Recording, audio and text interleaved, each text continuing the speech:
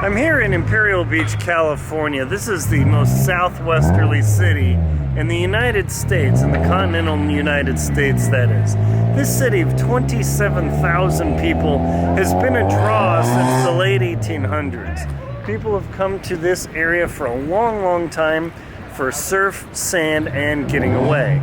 Imperial Beach has been a very sleepy community in San Diego, situated right along the Mexican-American border in that southwest corner of the U.S.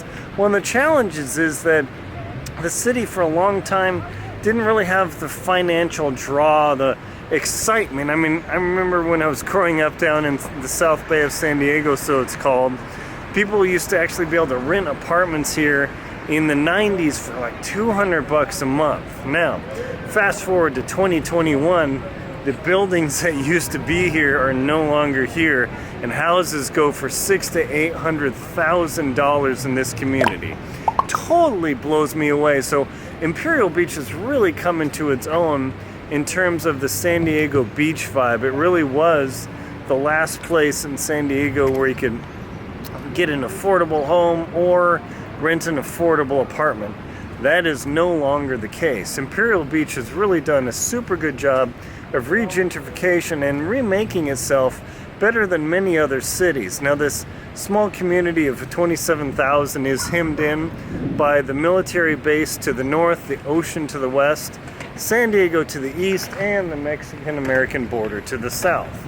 Now, the city has been developing and raising. You can see over here hotels and developments, new condos, and they're really trying to give themselves a new look because sadly originally IB had a, shall we say, a negative perception in San Diego as the place down there. That is no longer the case. You can see the beautiful archways here that enter and lead into the pier area, which I'm going to now walk you to. Now, Imperial Beach isn't just really about the beach. It also has the Tijuana River estuary, which is a beautiful location, and if you're a bird and animal watcher, it's really a good place to go because there are only a few places in North County that you can actually go to and enjoy bird watching and animal watching in the estuary environment. But here in San Diego, Imperial Beach is the way to go. As you can see behind me, this pier extends way to the end. I'm not going to walk all the way there, but at the very end, there's an actual restaurant where you can enjoy fish and chips, some seafood salad, some shrimp, and of course hot dogs and burgers. Classic beach fare. Now, this pier along here has actually been destroyed and replaced a couple of times.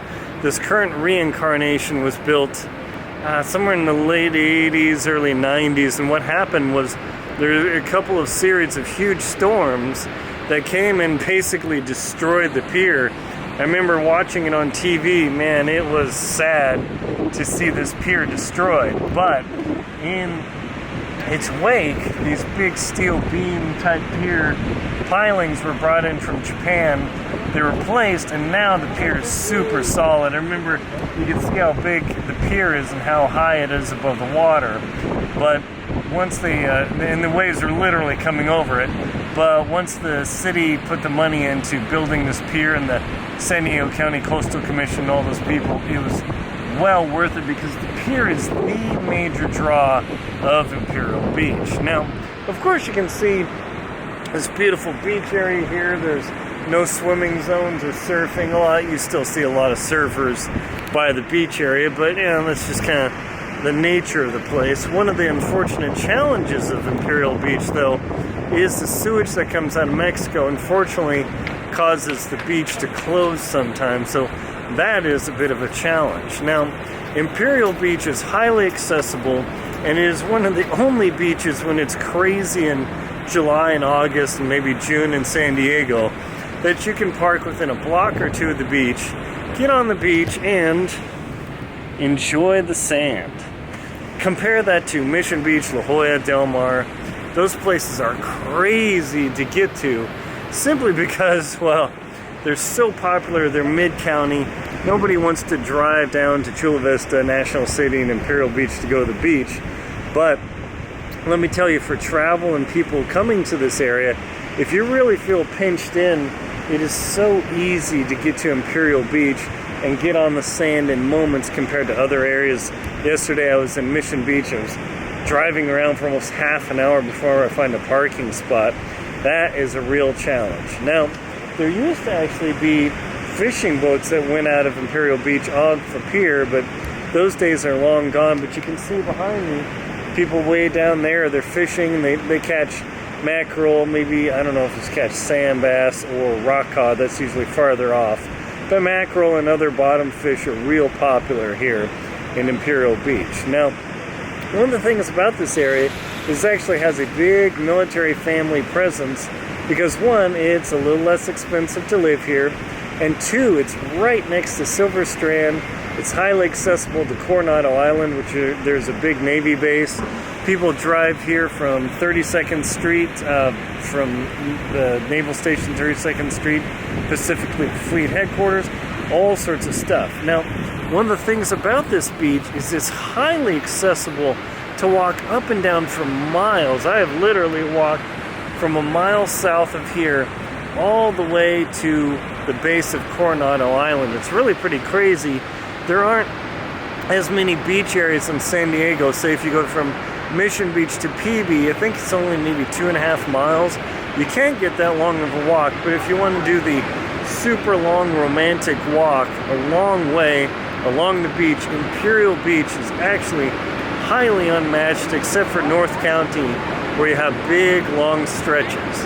Now what I'm going to do is take you under the piling of the pier if you want to get a good, cool location for getting some neat photos and wave action.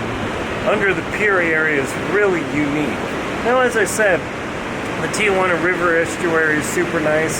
Some of the eateries and hotels in the area have really grown up and made this a much more interesting and attractive location than it used to be than when I grew up. It's definitely different here. So if you want to come to San Diego and get to a beach community where you just don't feel the pressure of La Jolla and Mission Beach, Imperial Beach is still a place to come. It's really quite unique. Back in the 1940s, actually, people came to Imperial Beach to do big wave surfing. Now, obviously, these little 1 to 2 foot swells are no big waves, but in the winter, when the waves are literally smashing over the top of the pier, the waves get really big here. So, of course, Mavericks and places like that in California are now the big wave locations in the west or on the west coast.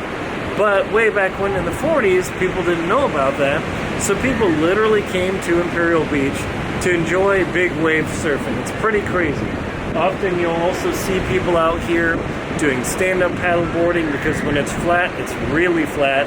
But when the surf really roils up, you'll see surfers cutting along here, enjoying their surf time. It's really super nice. So definitely an opportunity to get away and try something a little bit different than the center of San Diego and Mission Beach and PB, where it's super jam-packed and crowded. Hope you've enjoyed my little tour of Imperial Beach, California, the most southwesterly city in the continental United States. My name is Aaron Linsdale, I'm a polar explorer, oddly enough. Check out links below to my book, Antarctic Tears, and also a professional traveler. Check out the link below to my show, World Beyond, where I take you traveling all around the world to different locations to share the experience of what it's like for you, that you might either enjoy the armchair travel or just get some ideas for things and places you want to go. Please like and comment on the video and subscribe to the channel. Thank you very much for watching and enjoy your travels.